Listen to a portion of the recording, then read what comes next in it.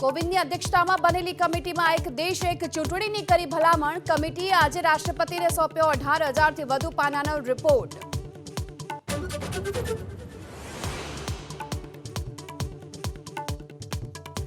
ચૂંટણી કમિશનરોની નિમણૂક મુદ્દે પીએમ મોદીની અધ્યક્ષતામાં બેઠક. પસંદગીના સભ્ય અધીર રંજન ચૌધરીનું નિવેદન. કહ્યું જ્ઞાનેશ કુમાર અને સુખબીરસિંહ સંઘ બન્યા ચૂંટણી કમિશનર.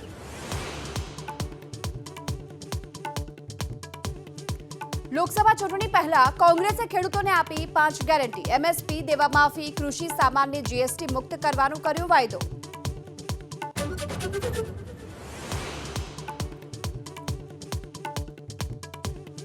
સીએએને લઈ રાજકીય સંગ્રામ. રોહિંગ્યાને લઈને અમિત શાહના સવાલ પર કેજરીવાલનો પલટવાર. કહ્યું તમારી નિષ્ફળતાના કારણે રોહિંગ્યા આવ્યા.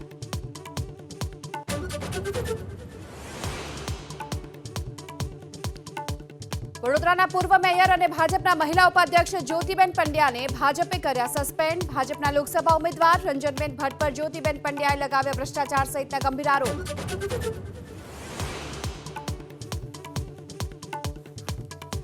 આંકલાવ શિક્ષણ જગતમાં શર્મસાર કરતો કિસ્સો. 42 વર્ષે લંપટ શિક્ષક જયેન્દ્રસિંહ સુરેન્દ્રસિંહ સગીરાને ભગાડી ગયાનો ઘટસ્ફોટ. સગીરાની